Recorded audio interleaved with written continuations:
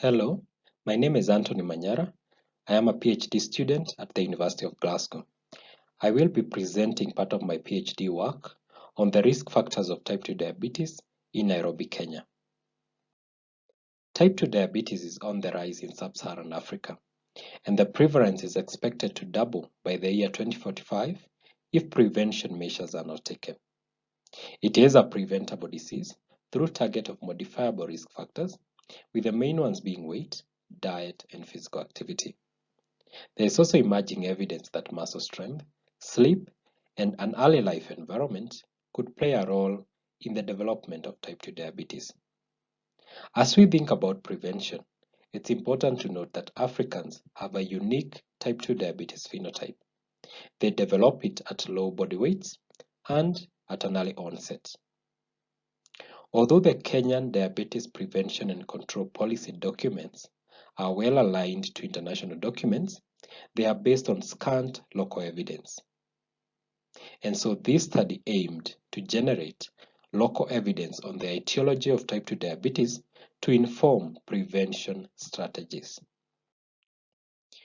We did a comparative cross-sectional study where we recruited 70 type 2 diabetes patients who I call cases in the course of this presentation and matched them on age, sex, and socioeconomic status to 81 normal glycemic controls who I call controls in the course of this presentation. We recruited people who had lived in Nairobi for at least 5 years, who were aged 35 to 64 years, and who had no health condition that would influence cardiometabolic health.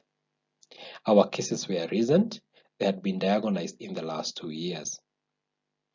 We used a questionnaire to collect socio-demographic data and also lifestyle factors data. We also did measurements such as body composition, anthropometrics, and hand grip strength, which is a measure of muscle strength. We issued accelerometers to be worn for 7 consecutive days as an objective measurement of physical activity. I will be presenting my data in tables, and I have 2 main columns which are controls disaggregated by sex, women and men, and then cases, women and men, and then I have 3 p-values, the first being cases versus control, the second being women versus men, and the third being an interaction of sex and study group. For socio-demographic characteristics, there are no significant differences between cases and controls.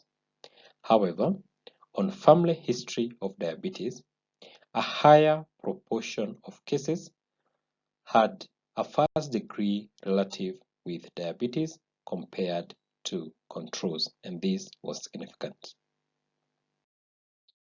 To body composition and adiposity, we found that cases were shorter by over 2 centimeters, and this was significant.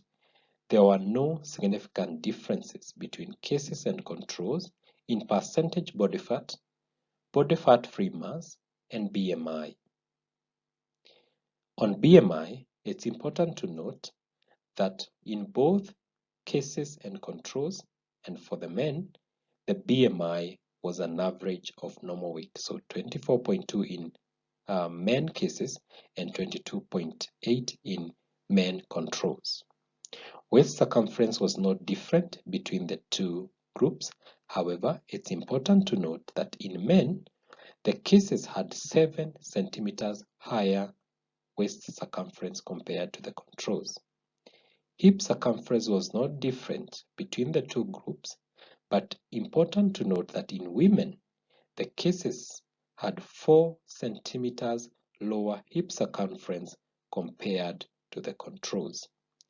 Waist to height ratio was not different between the 2 groups, but waist to hip ratio was highly significant between cases and controls. Cases had a higher waist to hip ratio, which means they had higher central obesity compared to the controls. For those with a normal weight, cases had a higher proportion of central obesity compared to controls. In fact, 100% of women cases who were normal weight were centrally obese, compared to 50% of women controls who were normal weight. 71% of men cases who were normal weight were centrally obese, compared to only 11% of men controls. Grip strength was lower in cases by about 3 kgs in women and about 2 kgs in men, and this was significant. As expected, the cases had been advised by a health worker to change their diet, and they had heeded to this advice. So you can see they were consuming fewer meals from the vendor, they were consuming fewer sugary drinks, and they were taking more fruits and vegetables. However, despite the advice from the health worker, only a quarter of the cases achieved the 5 daily recommended servings of fruits and vegetables, and I'll come back to this when I do my discussion. Now, this is accelerometer data, and there were no significant differences between cases and controls in terms of physical activity levels. Women were less physically active compared to men, and you can see this by looking at the steps accumulated per day. Women accumulated about 7,000 steps per day compared to men who accumulated over 10,000 steps per day. On to my discussion. What do these findings mean? Number one, there is utility in use of family history in identifying those at an increased risk of type 2 diabetes. Two, the cases did not have higher proportions or levels of fat, but they distributed their fat differently. So they had higher levels of central obesity compared to the controls. This is in agreement with several studies in sub-Saharan Africa that have reported that central obesity may be a better predictor of type 2 diabetes than general obesity. What this means is that general messages to lose weight may be less appropriate for this population. Instead, we may need to switch focus from BMI to measures of central obesity to identify those at an increased risk of type 2 diabetes. Also, it may be important to intervene to reduce weight in those with high central obesity, even if they are of normal weight status. Height and grip strength were lower in cases compared to controls. Could they be indicators of early life environment? This is because height is determined by genes, but also is a product of growth phases in early life, such as prenatal, infancy, and childhood phases. Hand grip strength, on the other hand, is determined by hereditary body height, but also influenced by maternal and placental factors and exercise and nutrition during development. And so our findings of low grip strength and low height in cases may be mediated by a common pathway.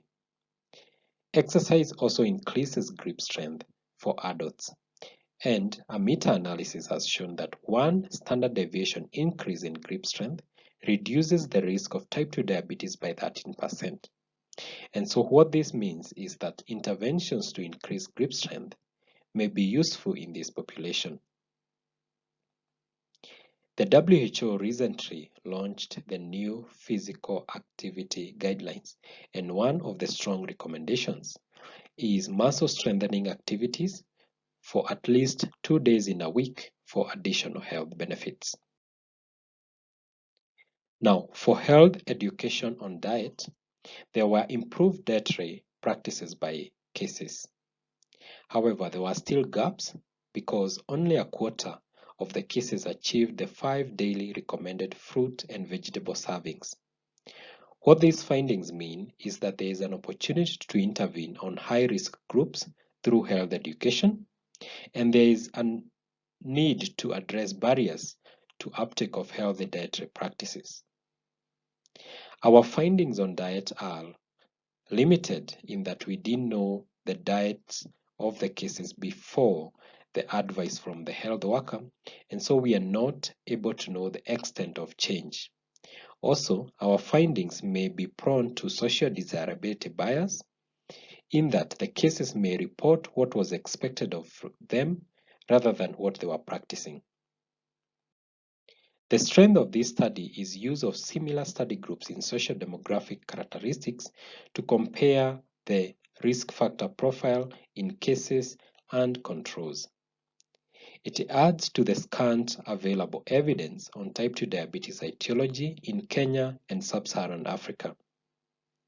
However, the study has limitations in that it uses a pragmatic convenience sample and a cross-sectional design, and therefore there are limitations in generalizability and causal inferences. In conclusion, type 2 diabetes is associated with a positive family history of diabetes, a higher central obesity, a shorter height, and a lower grip strength. This means that there is utility of use of family history and central obesity in risk stratification and in development of interventions. There is need for more evidence to determine if low height and muscle strength play a causal role or are indicators of an adverse early life environment. Thank you for listening, and I would like to acknowledge the following institutions and individuals who made this research a success. Feel free to contact me on the email address or on my Twitter handle. Thank you.